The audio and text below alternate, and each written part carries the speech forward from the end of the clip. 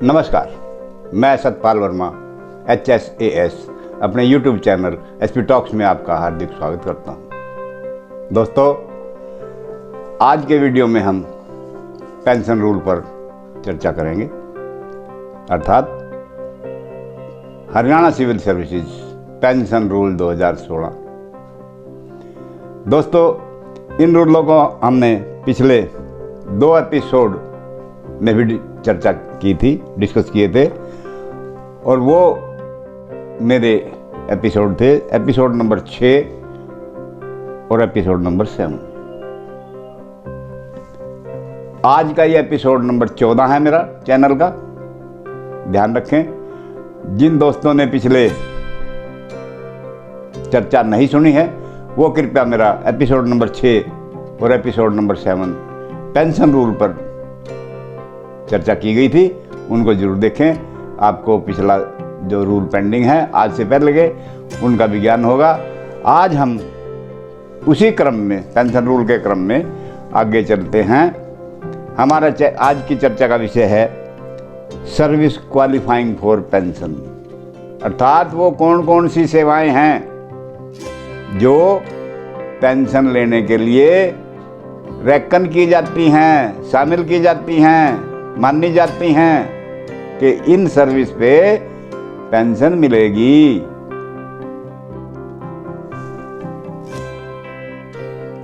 तो ये आज हम रूल नंबर 14 से शुरू करते हैं, चैप्टर 4। आप अपनी पुस्तक में देखना चाहें पुस्तक देख लीजिए, वरना आप बाद में पुस्तक देखिए, पहले मुझे ध्यान से सुनिए। मैं पुस्तक के प्रत्येक रूल की जो भी लैंग्वेज है वो आपको पढ़ के सुनाऊंगा, आपको स्क्रीन पे भी दिखाऊंगा। दोस्तों, आप इस बात का बिल्कुल भी अंदेशा ना करें कि मैं इसमें कुछ भी छोड़ दूंगा। इन रूलों में वर्ड टू वर्ड आपको बताऊंगा, क्योंकि तभी आपको इनका लाभ होगा। और ये लाभ किन किन होगा मेरी इस वीडियो से? जो कर्मचारी उन सीटों पर काम कर रहे हैं जहां पेंशन बनाई जाती है, सेवानिवृत्त होने वाले कर्मचारियों की, उनका ज्ञान बढ़ेगा, किसी प्रकार के शक शुबह हैं उनके दूर होंगे, पेंशन के डील करने में आसानी होगी। और जो सेवानिवृत्ति के नज़दीक हैं कर्मचारी, उनको अपने लाभों के बारे में पता चलेगा। यदि उनकी सर्विस में कहीं किसी प्रकार का डिस्प्यूट है वो क्लियर करवा लेंगे और अपनी पेंशन ठीक ठाक लेके जाएंगे। और उन कर्मचारियों को भी फायदा होगा जो कर्मचारी रिटायर हो चुके हैं और उनके अभी कुछ डिस्प्यूट पड़े हैं, पेंशनरी बेनिफिट रिलीज नहीं हुए हैं किसी कारणवश, कहीं कोई सर्विस वेरिफिकेशन का प्रॉब्लम है, कहीं सर्विस बुक की प्रॉब्लम है। सर्विस बुक के बारे में भी मैंने आपको जनरल रूल के जब चर्चा कर रहा था वीडियो में, उसमें बताया था। तो दोस्तों, सभी को फायदा होगा, और इससे ज़्यादा, सबसे ज़्यादा फायदा किसको होगा? जो कर्मचारी SAS की परीक्षा में अपीयर होना चाहते हैं, आने वाली SAS की परीक्षा में, उसमें ये पेंशन रूल का भी एक एग्जाम है, अर्थात CSR का एग्जाम है। CSR में ये पेंशन रूल बहुत अहम है।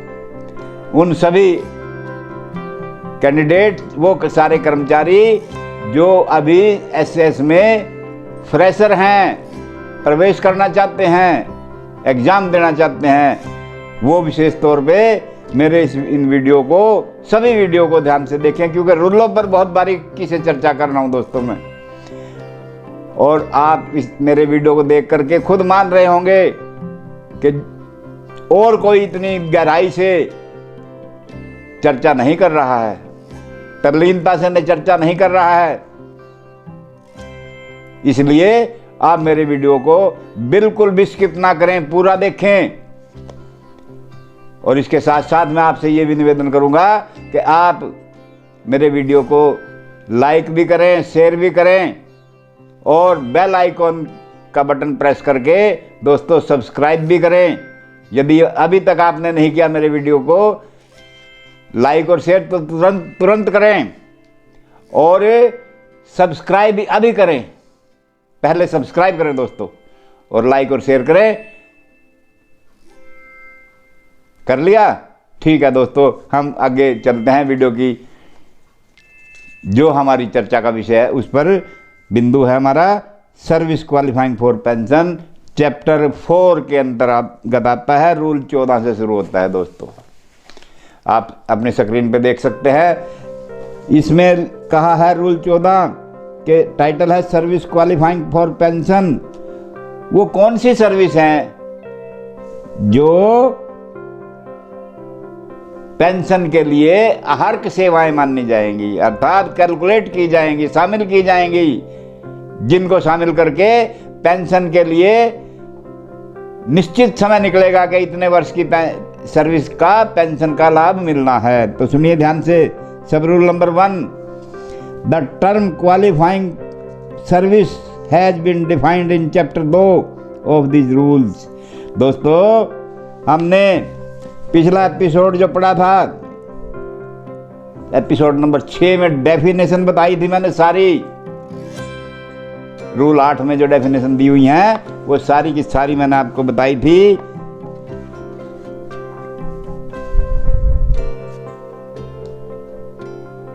उसमें सीरियल नंबर 23 पर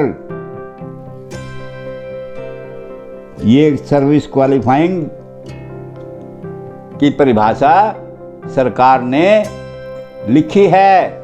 मैं अपनी तरफ से कुछ नहीं जोड़ रहा हूं, जो सरकार के द्वारा लिखित में कानून में है वही मैं आपको समझा रहा हूं। तो जो क्वालिफाइंग सर्विस सीरियल नंबर 23 पर रूल 8 के चैप्टर 2 में बताई गई थी, एपिसोड नंबर 6 है, देख लेना, सुन लेना मुझे और अपनी पुस्तक में भी देख लेना। वो उस क्वालिफाइंग सर्विस से मतलब है, अर्थात क्वालिफाइंग सर्विस का कहना वो है जो सीरियल नंबर 23 रूल नंबर 8 पर चैप्टर 2 पेंशन रूल में बताई गई है, वो क्वालिफाइंग सर्विस है। In addition the following period, in addition इसके अलावा क्या, द फॉलोइंग पीरियड, नीचे लिखा जो पीरियड है मैं बता रहा हूँ अभी, of service rendered by a government employ appointed on regular basis shall also be qualified for pension.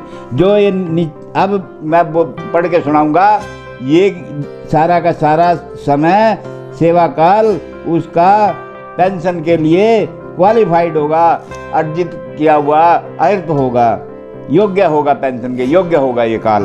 कौन सा? सब रूल 1 का clause A, duty period of foreign service provided the pension contribution has been made to the parent department. दोस्तों, ये समझने वाली बात है। इसमें शब्द आए हैं फॉरेन सर्विस, पेंशन कंट्रीब्यूशन और पेरेंट डिपार्टमेंट, 3 शब्द आए हैं। तो सबसे पहले तो हमें फॉरेन सर्विस समझना होगा कि फॉरेन सर्विस है क्या। फॉरेन से तो मतलब फॉरेन का मीनिंग तो विदेश है। हाँ दोस्तों, इसका मतलब भी वही पड़ता है कि पेरेंट डिपार्टमेंट हुआ अपना घर, अपना देश, और फॉरेन हुआ दूसरा डिपार्टमेंट, अपने डिपार्टमेंट से इतर।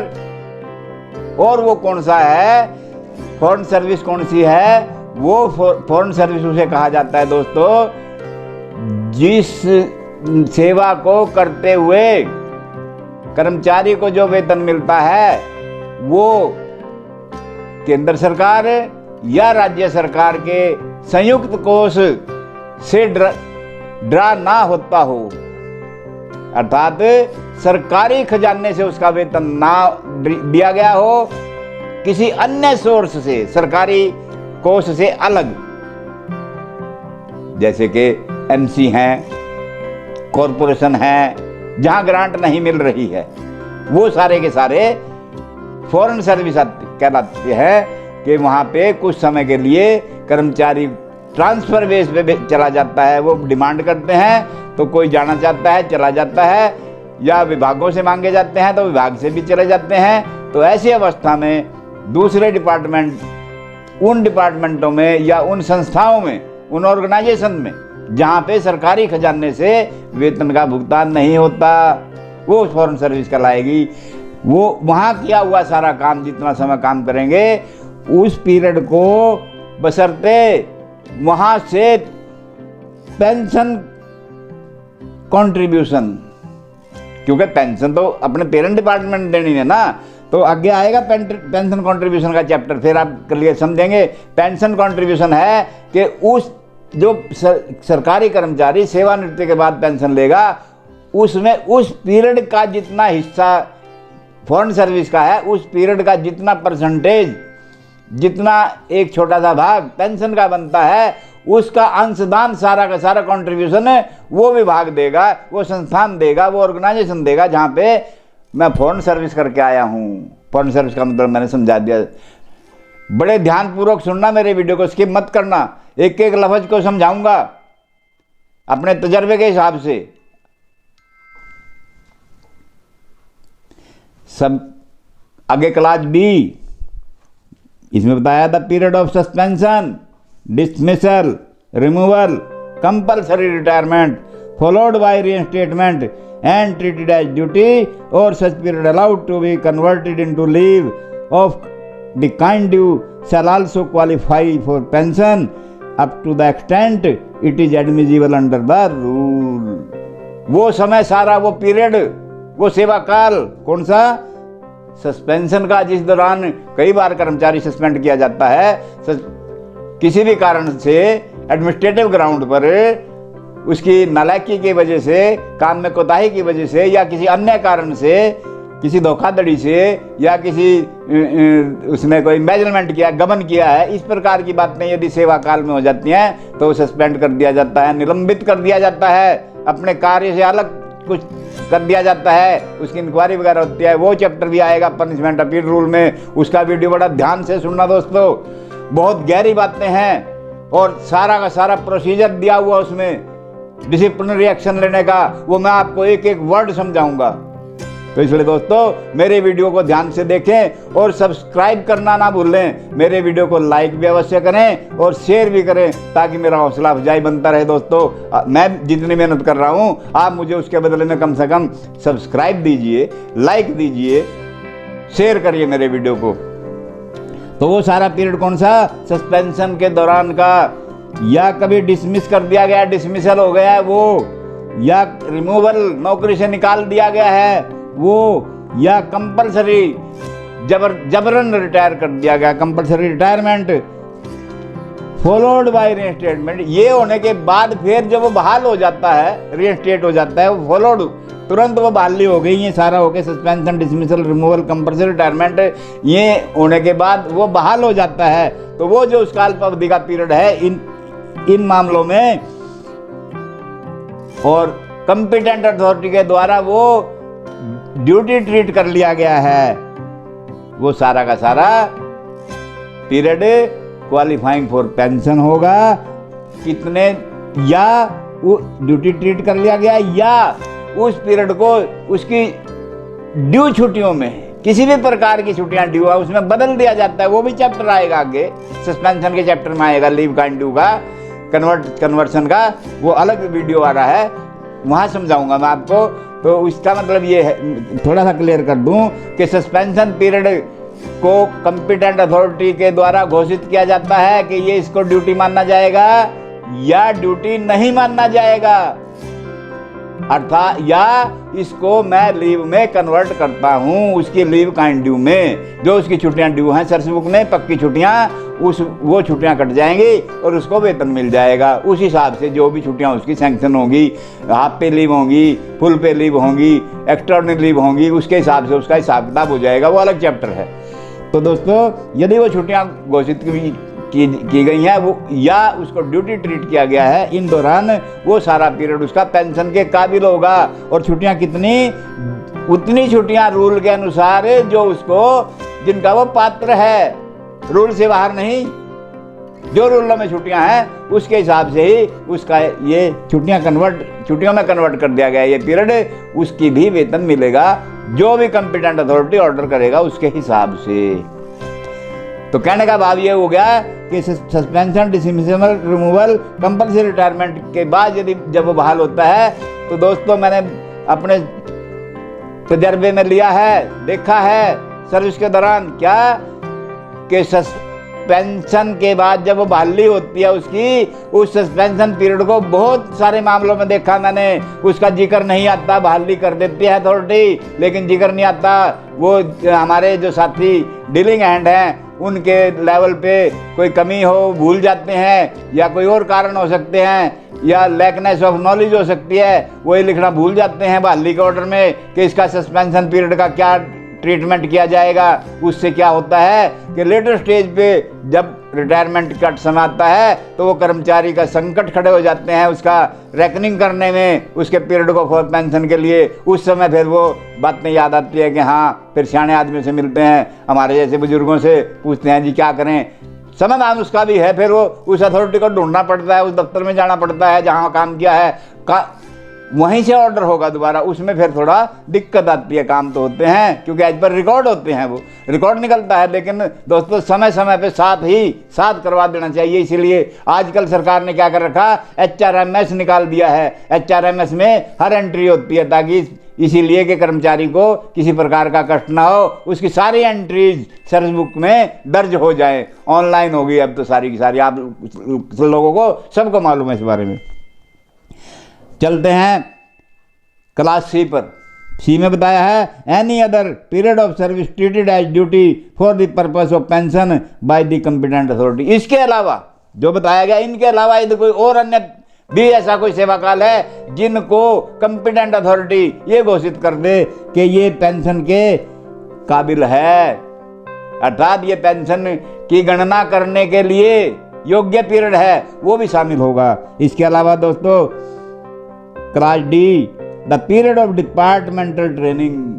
ध्यान देना इस बात पे, कुछ पोस्टों के लिए ट्रेनिंग पीरियड होता है, पहले ज्वाइन करते ही जो प्रोबेशन के दौरान के ट्रेनिंग पीरियड, किसी की 2 महीने की ट्रेनिंग होती है, किसी की 6 महीने की होती है, ऐसा ट्रेनिंग होती है। बहुत पोस्टों पे होती है। पुलिस डिपार्टमेंट में भी ट्रेनिंग होती है, बीच में भी ट्रेनिंग पे जाना पड़ता है, कई बार बीच में ट्रेनिंग आ जाती है। कहता है वो सारा पीरियड ट्रेनिंग का विभागीय departmental followed immediately bye regular appointment. स्थायी नौकरी, रेगुलर नौकरी जिस समय लगती है उस समय वो सारी की सारी ट्रेनिंग जो होगी which is required to undergo before appointment on regular basis. मैंने बताया कि रेगुलर पोस्ट पे अपॉइंटमेंट पर जाने के लिए जो ट्रेनिंग होती है वो if instead of entry level पे a nominal allowance is allowed during the period of training. और इसके बावजूद भी के उसके अपॉइंटमेंट लेटर में शर्त डाल दी गई कि ट्रेनिंग के दौरान इसको एंट्री लेवल पे मिलेगी, अर्थात initial of the pay scale मिलेगा, उसको कोई इंक्रीमेंट नहीं मिलेगी, उसको कोई अलाउंस नहीं मिलेंगे। ऐसे कई बार कई पोस्टों पे ऐसे प्रावधान हैं। और पंजाब सरकार में ऐसा है कि 3 साल तक, यदि आपको नहीं मालूम है मैं बता दूं, पंजाब सरकार में और चंडीगढ़ एडमिनिस्ट्रेशन में, क्योंकि वहाँ पंजाब के ही रूल लागू हैं, वहाँ ये आज भी है कि कोई भी कर्मचारी जब ग्रुप सी और उसमें लगता है डी में, तो 3 साल तक उसको इनिशियल मिलता है, एंट्री लेवल पे मिलती है, कोई इंक्रीमेंट नहीं मिलती, कोई भत्ते नहीं मिलते, एक्सेप्ट डीए। और ऐसी यदि कोई है सर्विस, वो भी कहता है पेंशन के लिए गणना की योग्य है, ट्रेनिंग पीरियड भी। आगे नोट दिया दोस्तों, the period of dies non. शब्द आया डाइज नोन का। ये डाइज नोन क्या है सुनते होंगे आप, डाइज नोन, वो पीरियड डाइज नोन कर दो, उसका 2 दिन का डाइज नोन कर दो, 10 दिन का डाइज नोन कर दो। वो डाइज नोन इसलिए होता है दोस्तों, जब कई बार क्या होता है कि एब्सेंट फ्रॉम ड्यूटी हो जाता है बंदा, या उसके ड्यूटी में कोताही की वजह से एब्सेंस है उसकी, और कंपिटेंट अथॉरिटी डिसिप्लिनरी एक्शन जब ले रहा है उसके खिलाफ, तो उसके सरकमस्टांसेस देखते हुए, उसकी स्पष्टीकरण को देखते हुए, एक्सप्लेनेशन को देखते हुए जो लिख के देगा कि छुट्टियां भी नहीं हैं और एब्सेंट भी नहीं घोषित कर सकते, ऐसे सरकमस्टांसेस हैं, तो उस समय कंपिटेंट अथॉरिटी कहती है, ऑर्डर करती है कि इसका 2 दिन का जो एब्सेंट पीरियड था या 1 दिन का था, या वो पीरियड आगे आएगा डाइज नोन के चैप्टर में, उस पीरियड को बिना वेतन का मान लिया जाए। डाइज नोन का मतलब है अकार्य दिवस, के इस दिन इसने कार्य नहीं किया। और सरकार के आदेश हैं, सुप्रीम कोर्ट के आदेश के बेस पर नो पे नो वर्क, यदि काम नहीं करेगा तो वेतन भी नहीं मिलेगा। तो ये है वो दोस्तों, वो नो वर्क नो पे अर्थात डाइज नोन। एब्सेंट तो नहीं मानना उसको, उसके सर्कमस्टेंसेस को देखते हुए, उसकी जो स्पष्टीकरण है उसको देखते हुए, कि कुछ ऐसे हालात हो गए जिसकी वजह से वो एब्सेंट हो गया और छुट्टियां भी नहीं है, और कंपिटेंट अथॉरिटी समझती है कि इसने थोड़ी बदमाशी तो की है, इसमें इसने इसकी कोताही तो है, तो उसको बड़ी सजा ना दे करके तो कंपिटेंट अथॉरिटी क्या करती है, पनिशमेंट अपील रूल के तहत प्रक्रिया के अंतर्गत कि उस पीरियड को उसको डाइज नोन कह देते हैं। तो कहा है कि जो डाइज नोन का पीरियड है अकार्य दिवस, उसको अकार्य दिवस नॉन वर्किंग डे अंग्रेजी में नॉन वर्किंग डे मान करके जो है यदि है shall not be treated as qualifying pension. ये क्वालिफाइंग नहीं है, क्योंकि जिसका वेतन नहीं मिला तो वो क्वालिफाइंग सर्विस नहीं हो सकती, सीधी सी बात है।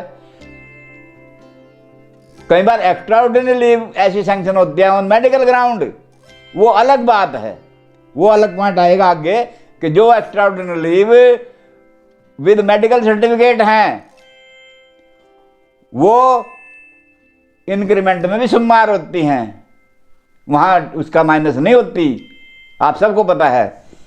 तो इसलिए दोस्तों ये डाइज नॉन पीरियड अर्थात नॉन वर्किंग डे मान करके, दूसरे शब्दों में कि अकार्य दिवस है ये, इसका वेतन नहीं दिया जाता, इसलिए ये नॉन क्वालिफाइंग सर्विस होगी, क्वालिफाइंग सर्विस में शामिल नहीं होगी। Sub rule 2 save as otherwise provided in this rule, यदि इन रूलों में अलग तौर से कोई प्रावधान किया गया है, सुरक्षित किया गया है, तो all regular service interrupted or continuous in one or more department of Haryana government shall be treated as qualifying service for pension subject to provision in rule 15 and the following condition. आगे रूल 15 में बताया है कि वो सारी ये condition है कि जो सारी की सारी सफाई रेगुलर भर्ती, चाहे वो बाधित है, इंटरप्टेड है, बीच बीच में गैप है कुछ कारणवश, इंटरप्टेड है, बाधित है, या निरंतरता में है, कंटिन्यू है, इन वन और मोर डिपार्टमेंट, एक डिपार्टमेंट में या कई डिपार्टमेंट में। आपको भी सर्विस लाइफ में ऐसे मौके मिलेंगे कि दूसरे विभागों में जाने का मौका मिलेगा, और विशेष तौर पे तो जो ऐसे स्टाफ है उनको तो भिन्न भिन्न डिपार्टमेंटों में काम करने का मौका मिलता है, लेकिन उनकी वहाँ कैडर पोस्टें हैं। भिन्न भिन्न डिपार्टमेंट से मतलब यह है कि वहाँ वो भी, और जो फॉरेन सर्विस में गए हैं या डेपुटेशन पर गए हैं वो भी। तो ये सारी सर्विस एक डिपार्टमेंट की में कर रखी उसने या भिन्न भिन्न कई डिपार्टमेंटों में कर रखी, वो सारी की सारी सर्विस क्वालिफाइंग सर्विस पेंशन के लिए ट्रीट होगी, मानी जाएगी, व्यवहारिक रूप दिया जाएगा। आगे क्लास 1(2) का the interruption shall have been caused by reason beyond the control of the government employ. जो ऊपर इंटरप्शन शब्द आया था, इंटरप्टेड बाधा, कि वो बाधा छोड़ दी जाएंगी, वो रिलैक्स की जाएंगी, अर्थात वो कंटिन्यूअस सर्विस मानी जाएगी for qualifying service of pension, के जो जिनमें जो पीरियड इंटरप्शन का जो पीरियड है कर्मचारी के कंट्रोल से बाहर था, क्योंकि वो उसके बस में नहीं था उसको ड्यूटी पे आना, इसलिए इंटरप्शन हो गई।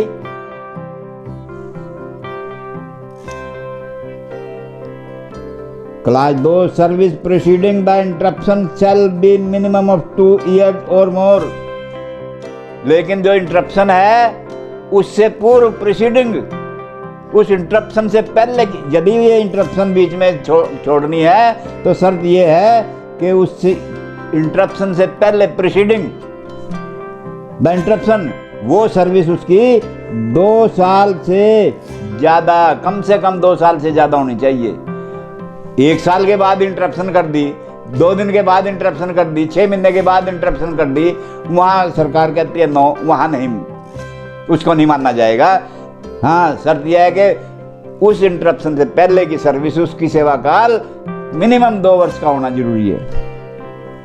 आगे कहा नंबर 3 में, the interruption shell not be more than 1 year duration, और इंटरप्शन का पीरियड भी कितना होना चाहिए, मैक्सिमम 1 साल से ज्यादा इंटरप्शन नहीं होनी चाहिए।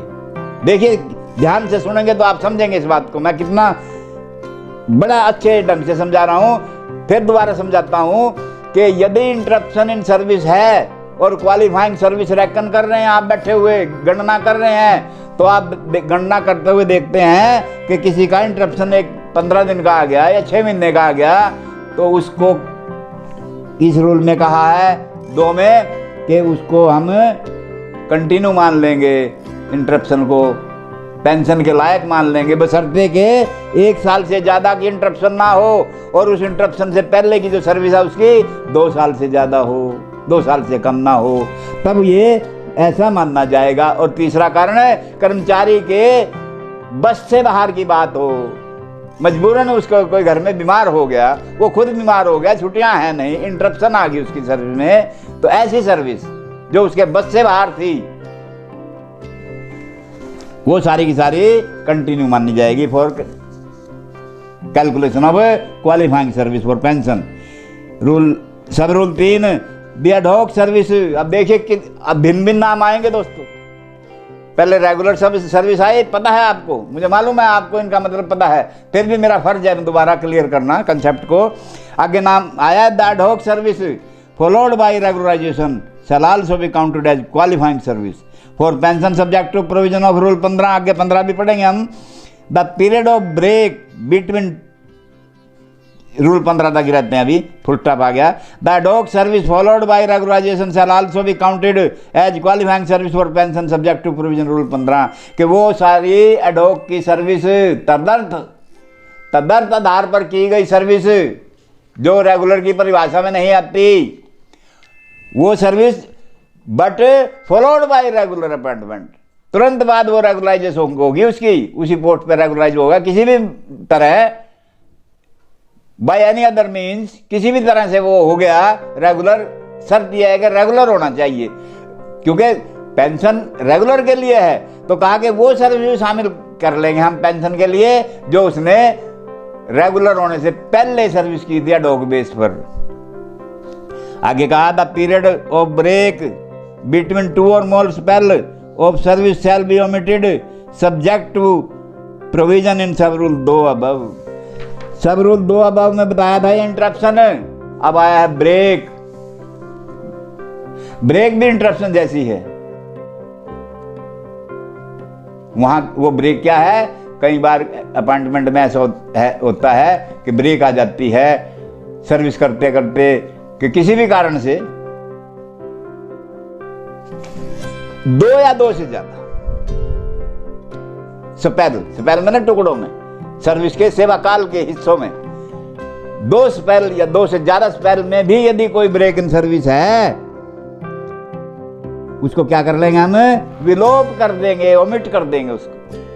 अर्थात सरकार के रूल में लिखा है कि वो विलोपित हो जाएगी, ओमिटेड हो जाएगी, सब्जेक्ट टू, बशर्ते provision in sub rule 2 above, वही जो 2 अबव में कहा है, जैसे इंटरप्शन को कहा है कि 1 साल से ज्यादा ना हो ब्रेक इन सर्विस। अब ब्रेक इन सर्विस की बात कर रहे हैं, वहां इंटरप्शन की बात थी, और इस ब्रेक से पहले उसकी सर्विस 2 साल से ज्यादा हो, और तीसरी शर्त कि उसके बस से बाहर हो, जानबूझ के ना की उसने।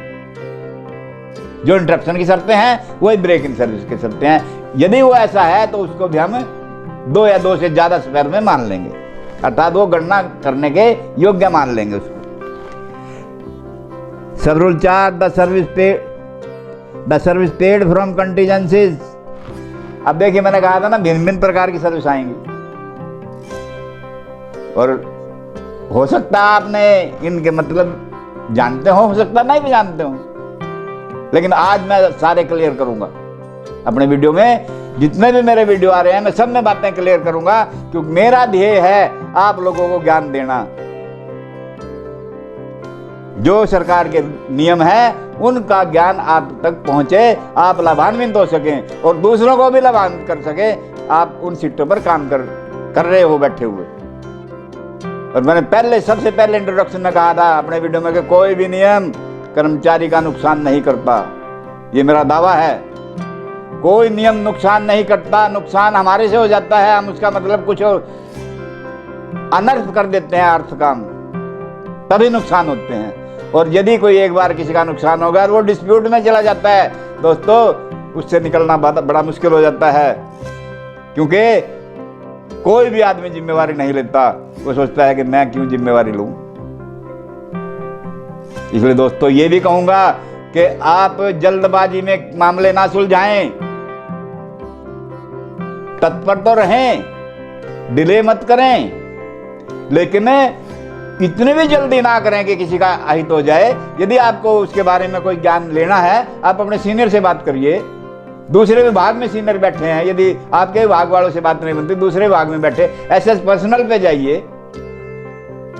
एसएस पर्सनल सभी विभागों में बैठे हैं, क्वालिफाइड हैं वो सारे के सारे, उनसे बात करिए। और एसएस की परीक्षा देने वाले जो विद्यार्थी हैं वो भी जरा ध्यान से सुने कि एग्जामिनर क्या करता है। वो ये नहीं देखता तुमने ज्यादा लिखा है थोड़ा लिखा है, वो ये देखता है कि तुमने लिखा क्या है, क्या पूछा गया, तुमने क्या लिखा। बेशक लाइनें कम है आपकी लिखी हुई, कम लाइनों के नंबर ज्यादा मिल सकते हैं, ज्यादा लाइनों के नंबर कम मिल सकते हैं। कारण उसमें उठ पटांग कुछ भी राम कहानी लिख दी, ये सोच के कि चलो एग्जामिनर खुश हो जाएगा, भाई 2 पेज भर दिए इसने तो। ऐसा नहीं, प्रॉपर अर्थ के साथ यदि थ्योरी है और प्रैक्टिकल है तो मैं प्रैक्टिकल भी कर कराऊंगा आपको वीडियो में। जब प्रैक्टिकल के चैप्टर आएंगे उसमें प्रैक्टिकल भी कराऊंगा, एक एक मैथमेटिक्स की तरह समझाऊंगा, सूत्रों के द्वारा समझाऊंगा। ये मेरा वादा है आपसे। इसलिए आप मेरे वीडियो को स्किप मत करें बिल्कुल, और पूरा देखें।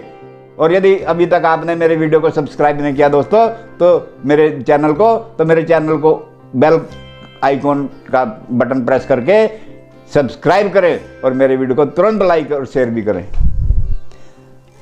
चलते हैं अगले क्लास पर दोस्तों। कंटीजेंसी की बात कर रहे थे। सब rule 4, the service paid from contingencies, जो सेवा की है कर्मचारी ने और उसका भुगतान कंटीजेंसी से हुआ है। कंटीजेंसी क्या होता है?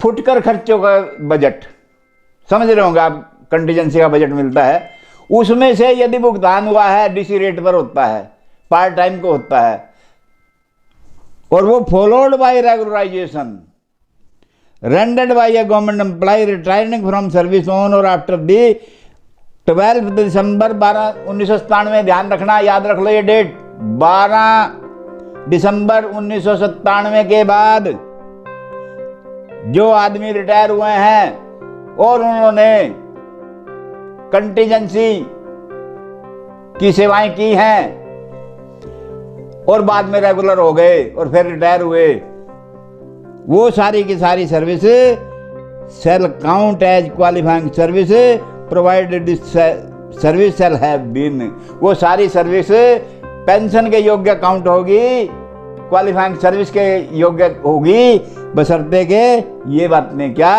Number 1, in a job involving whole time employment and not part time for a portion of the day, कि वो सारी service whole time whole day time होनी चाहिए, कि पूरे दिन के लिए नियुक्त होना चाहिए वो, अर्थात मंथली बेस पर, मंथली रेट बेस पर, बेशक डेली रेट पर हो, लेकिन वो फुल टाइम की पेमेंट हो रही है उसको, पार्ट टाइम की नहीं। कोई पार्ट टाइम 2 घंटे के लिए लग रहा है, कोई आधे दिन के लिए लग रहा है, कोई 4 घंटे के लिए लग रहा है, नो, वो नहीं, सारी की सारी फुल डे की। नंबर 2, in a type of work or job for which regular post would have been sanctioned, और वो उसका कार्य किया हुआ उस पोस्ट पर, किस पर for which regular post would have been sanctioned, जो पोस्ट उसकी सैंक्शन हो रही है, उस पोस्ट के अगेंस्ट उसने काम कर रखा हो, उसके सर्विस रूलों में सैंक्शन होनी चाहिए वो पोस्ट, उनसे बाहर नहीं। क्यों रेगुलर नहीं हो सकता? वो रेगुलर वही होगा जो सैंक्शन पोस्ट के अगेंस्ट लगा होगा। Number 3, such for which the payment is made either on monthly और daily rate computed and paid on a monthly basis, and when thou not analogous to the regular scale of pay structure shall bear some relation in the matter of pay to those being paid for similar job being performed by staff in regular establishment. कि बेशक उसकी वेतन का भुगतान monthly base पर किया गया है या डेली रेट पर किया गया है, लेकिन महीने के कैलकुलेट करके दिए गए पैसे उसको 1 महीने के बाद, महीना पूरा होने के बाद ही पैसे भुगतान किया गया था सैलरी का, उस सर्विस की बात हो रही है ये। दाउ नॉट एनालोगस, बेशक वो समरूप नहीं है, वो भुगतान उसका किसके समरूप नहीं है, जो सैंक्शन पोस्ट का पे स्केल है, रेगुलर स्केल है उसका पोस्ट का, बेशक उसके बराबर नहीं दिया गया, उससे कम दिया गया, क्योंकि डीसी रेट तो कम होगा। कंटीजेंसी में डीसी रेट दिया जाता है ना। अब मान लो कोई पीएन लगा है, ठीक, अब पीएन की ग्रेड पे तो है 1650 रुपए बेसिक पे वाला स्टेटस, और उसको दिए जा रहे हैं पैसे 14,000 रुपए, उसमें मिलते हैं उसको 20,000 रुपए, तो एनालॉगस नहीं हुआ ना, साथ समरूपता नहीं हुई ना। तो वही क्लियर किया उसने, फंडे में सारे क्लियर करूंगा, वही क्लियर कर रहा है रूल कि बेशक उसकी तनख्वाह कम है, उस रेगुलर पोस्ट के बराबर उसको भुगतान नहीं किया गया, लेकिन किया गया मंथली रेट पर या डेली रेट पर किया गया, और किया पूरा महीने का भुगतान, तो वो सारी सेवाएं और रेगुलर हो गया, वो पेंशन के लिए योग्य सेवा जितनी होगी क्वालिफाइंग सर्विस में शामिल की जाएगी। आगे कहा नंबर 4 पे, continuous and followed by observation in regular employment without a break, और रेगुलर अपॉइंटमेंट में बिना रुकावट के शामिल किया गया, ऑब्जर्व किया गया।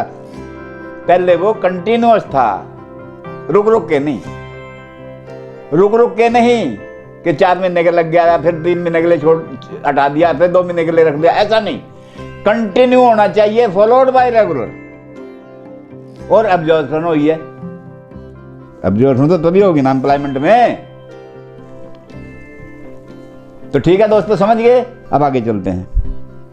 नोट दिया नीचे, while bringing contingent paid employee to the regular establishment, followed entry for verification of contingent service shall be made at the appropriate place in his service book। कि जब ऐसा कर्मचारी रेगुलर एस्टेब्लिशमेंट में entry होती है उसकी कंटीजेंट वाले की,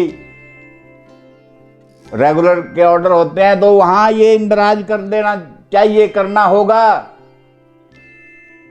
ध्यान देना डीलिंग हैंड जो इन एस्टेब्लिशमेंट की शिफ्टों पर काम कर रहे हैं, कि जब इस प्रकार का कोई कर्मचारी आता है कंटीजेंट पेड का, रेगुलर होता है, तो उसकी सर्विस बुक में तुरंत जब उसके अपॉइंटमेंट का ऑर्डर, रेगुलराइजेशन का ऑर्डर के एंटर कर रहे हो, वहां ये भी लिखना जरूरी है, ये सर्टिफिकेट देना जरूरी है। क्या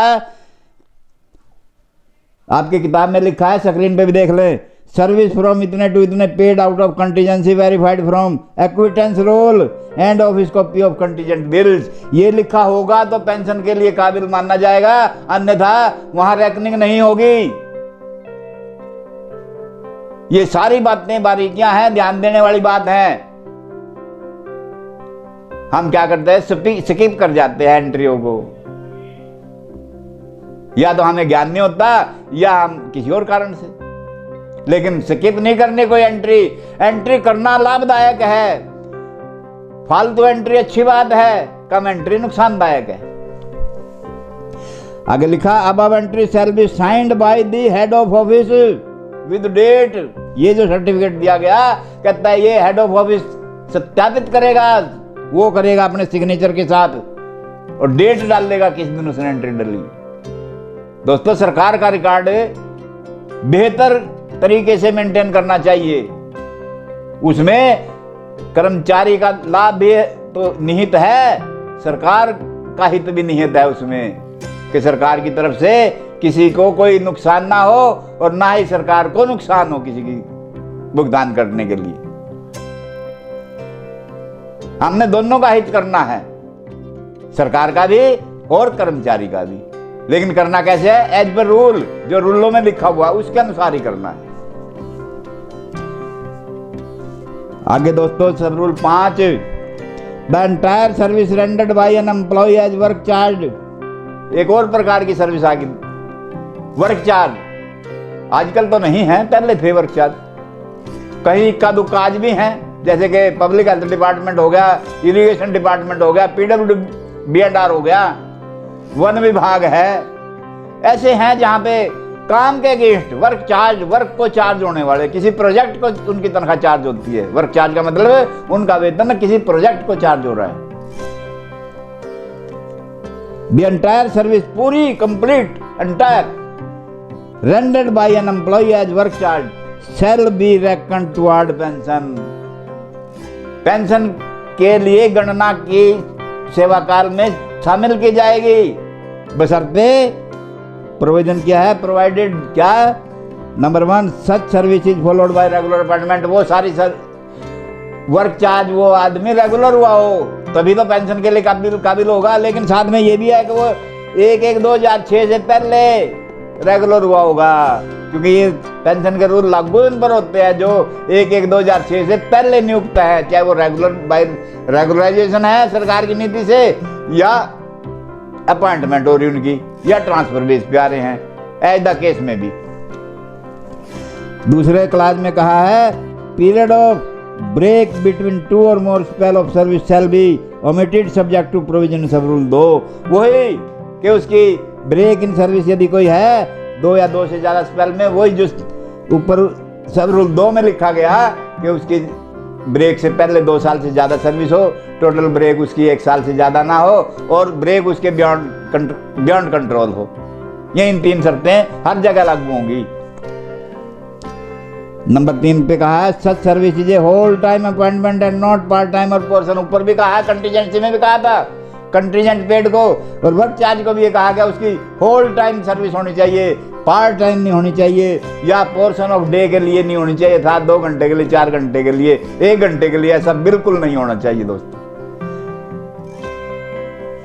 दोस्तों अगर जो इस तरह तो समझना है तो दोस्तों जैसे अब समझा रहा हूं मैं, तो वीडियो कई बनेंगे दोस्तों। ज्यादा लंबा वीडियो करना भी लाभदायक नहीं है, क्योंकि आप भी थक जाते हैं। मैं तो नहीं थकता खैर, लेकिन समझने में जितना थोड़ा हिस्सा समझा जाए तो उतनी ही अच्छी बात है। तो इसलिए इन्हीं शब्दों से मैं आपको ये कहूँगा कि आज का वीडियो मैं यहीं विराम देता हूँ। अब हम अभी हमारी सर्विस रेकन फॉर पेंशन चल रही, क्वालिफाइंग फॉर पेंशन चल रही, इसके रूल हैं। हमने रूल 14 से शुरू किए थे और ये 23 तक चलेंगे। अब इसमें देखते हैं कितने बड़े बड़े वीडियो बन सकते हैं। मुझे ये तो है नहीं पता कि कितनी देर में कितना चैप्टर क्लियर करूंगा, कितने रूल क्लियर कर पाऊंगा। हाँ, कर रहा हूँ आपके सामने, मेहनत मेरी आपके सामने है और इसी तरह करता रहूँगा। और इसीलिए मैं अब आज यहीं विराम देता हूँ वीडियो को। कल जब अगला वीडियो आएगा वो हम रूल 15 से शुरू करेंगे और उसका टाइटल है benefit of part service toward pension. कि एक जगह नौकरी कर रहा, उससे पहले कहीं और नौकरी करके आया किसी दूसरे भाग में, वहाँ से छोड़ करके आया, टेक्निकल रेजिग्नेशन करके आया, वो सारी सर्विस शामिल होंगी। कई प्रकार की है दोस्तों, आप किताब में देखेंगे। ये इन सब के फंडे क्लियर करूँगा, एक एक बात समझाऊंगा आपको। और इसीलिए इन शब्दों के साथ मैं आज का वीडियो यहीं विराम करता हूँ, और आपसे इसी निवेदन के साथ कि आपने मेरा वीडियो देखा, पसंद किया, इसलिए मेरे वीडियो को लाइक करें, शेयर करें, और मेरे चैनल को बेल आइकॉन का बटन प्रेस करके सब्सक्राइब भी करें दोस्तों, ताकि मेरे प्रत्येक वीडियो की नोटिफिकेशन आप तक पहुंचती रहे। और इसके अलावा दोस्तों नीचे जो है ना, आप अपने कमेंट भी दे सकते हो, आपकी कोई क्वेरी है वो भी दे सकते हो। और दोस्तों आप अपने निकट संबंधियों को, जो भी आपके दफ्तर के साथी हैं या मिलने चिलने वाले हैं, जिनको इन रूलों की आवश्यकता है, ज्ञान की आवश्यकता है, उन सबको कहिए कि वो मेरे वीडियो को देखें और ज्ञान प्राप्त करें दोस्तों। और ज़्यादा से ज़्यादा संख्या में सब्सक्राइब करवाइए दोस्तों, और खुद भी सब्सक्राइब करते रहिए। इन्हीं शब्दों के साथ मैं आपसे विदा लेता हूँ। नमस्कार।